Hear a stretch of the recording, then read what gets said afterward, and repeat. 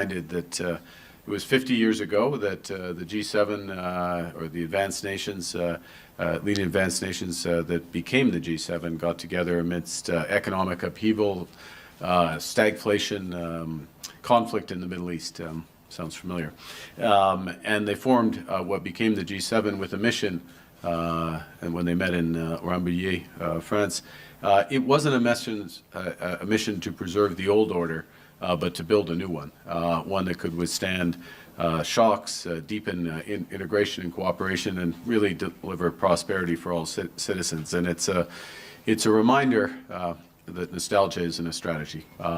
We have to change. And at this moment of transformation, we must turn the many challenges into change. We know there can't be security without economic prosperity, no true security without economic prosperity, but also no prosperity without resilience.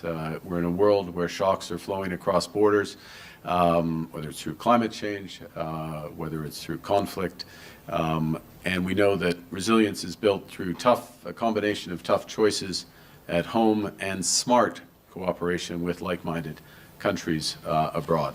And that, in a small way, but building from that, is part of the objective of these meetings. This G7 is to begin to build that new era of cooperation, one that promotes long-term resilience over short-term efficiency.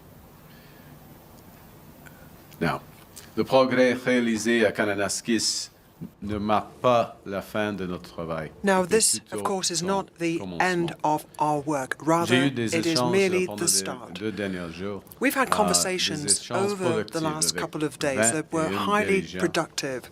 We had 21 leaders over the past few from days. all Canada continents. has worked with our G7 partners to determine where we can cooperate, build resilience and lasting prosperity. And that's the approach that Canada is taking as we negotiate a new economic and security partnership with the United States. And as I've stressed repeatedly, we will take all the time necessary to do that, but no more. And yesterday, President Trump and I agreed to continue to pursue those negotiations, intensify them towards a deal within the coming 30 days. And so the President and I, as well as our respective cabinet ministers and officials, will remain in close contact in the coming days to deliver on that timeline. Over the past days, also met with global leaders who will help determine what is success in the new global system that will emerge over time. And underpinning each of those discussions was, I stress, Canada's readiness to work to create new international partnerships to promote a world that's more secure, prosperous, just, and free. We're looking to deepen alliances with stable democracies who share our interests, our values, our principles, and who look to lead. We look to lead with many of the resources, including human resources and human capital, that the world wants and the values to which so many aspire. And it's those values of freedom, of democracy, and of justice that are behind Canada's unwavering support for a secure, a free and sovereign Ukraine. And this morning I shared with President Zelensky and G7 partners what Canada is doing moving forward in multiple respects with measures to support Ukraine in its struggle in Russia's unjustified and barbaric war. With our international partners, we're launching a major new package of sanctions on individuals, on companies, on vessels, the Shadow Fleet, to exert maximum pressure on Russia. We're also sending over $2 billion in funding for drones, ammunition, armored vehicles to help Ukrainians defend their territory, as well as a $2.3 billion loan to help rebuild the infrastructure in that country.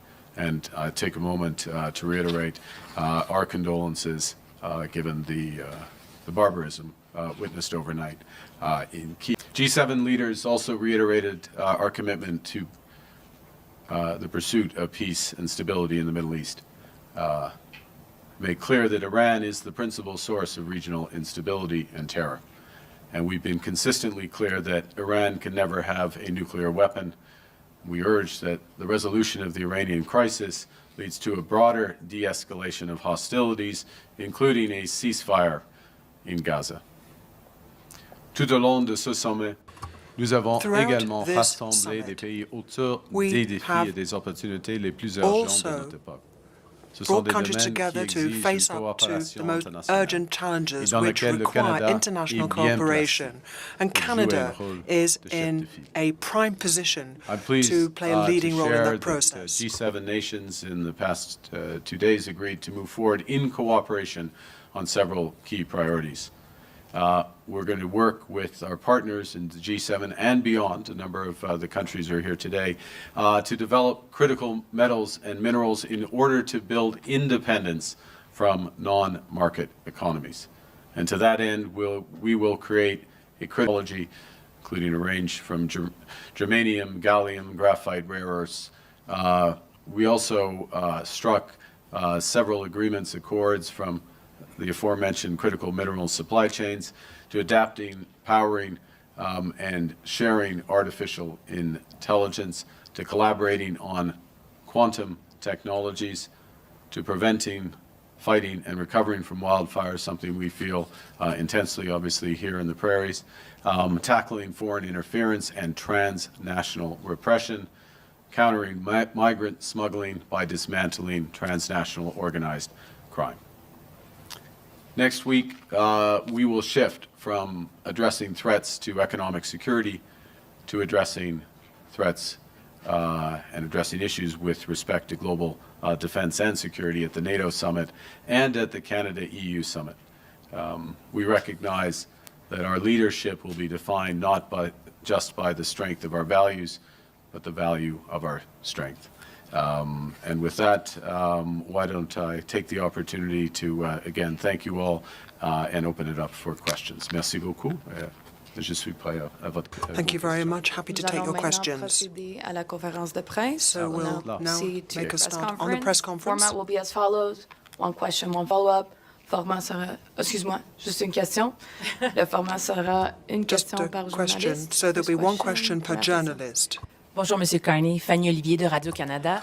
Fanny Ali Quel from était le Radio problème Canada. avec la position What was the américaine problem qui a with the empêché US la signature position? d'une déclaration What was commune it sur that l'Ukraine? prevented you Aucun signing a problème. joint declaration on Ukraine? Il n'y avait aucun Prime problème. Minister, there was no problem. Il y avait No problem at all. une déclaration qui est au sein de We ma did sommaire du président du G7. Declaration, Mais a il y a- declaration Ça existe, from the ça president existe. of the G7. It Il y does avait exist. pour le moment hier soir parce que il y avait des Yesterday événements evening, of tragiques certain intenses tragic au events Moyen-Orient. took Et place in the Middle à ce East. moment-là, c'était dans un sens plus important d'avoir And so it was more une important, if you déclaration like, du G7 for us en to ce have a qui concerne. G7. The President has led unconditionally to come to the table in search of peace. And maximum pressure includes financial pressure, and Canada is announcing today several measures, sanctions, first and foremost, against a number of individuals in Russia, against over 40 entities in Russia and beyond that are trying to contribute to the evasion of sanctions, the sanctioning of over 200 vessels in the shadow fleet that Russia is using, again, to try to evade these sanctions. That's the first thing. The second is we are providing additional military assistance, drones, helicopters, broader munitions, over $2 billion worth of assistance directly to Ukraine. And thirdly, we are dispersing the next tranche of the loan based on the frozen Russian assets, over $2 billion as well. This is our contribution. We'll be working with our European and other allies for their contributions to provide the support. And to be absolutely clear, the support will be unwavering until we get a just peace for Ukraine and Ukrainian people. Thanks so much, dear Prime Minister. First of all, good to be here in Canada, and for the G7 summit, thank you for your invitation. But first of all, thank you for your very important words, warm words, and supporting Ukraine. Of course, condolences to our families.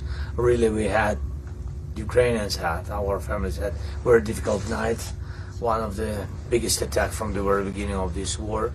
400 140 Shaheeds, Iranian drones, and 32 missiles, including ballistic. And I was on direct connection during the flight with all the ministers and of course with the chief of air defense. And really, it was a big attack on civilian infrastructure, on people, just people, houses, and etc. And for now, information is not total information, not that final information, but for now we have 138 injured people and 12 killed. And so, yes, it's a big tragedy for us, and we need support from our allies, and I'm here, and thank you for the military package. It's important for our soldiers to be strong at the battlefield, to stay strong out until Russia will be ready for the peace negotiations. We are ready for the peace negotiations, unconditional ceasefire. I think it's very important, but for this we need pressure. And of course I want to speak with Prime Minister today about sanctions, additional sanctions, and thanks for the real unwavering support from your side, from all the Canadians to our people. Thank you. Thank you. Thank you very much. Merci beaucoup. Thank you. Thank you.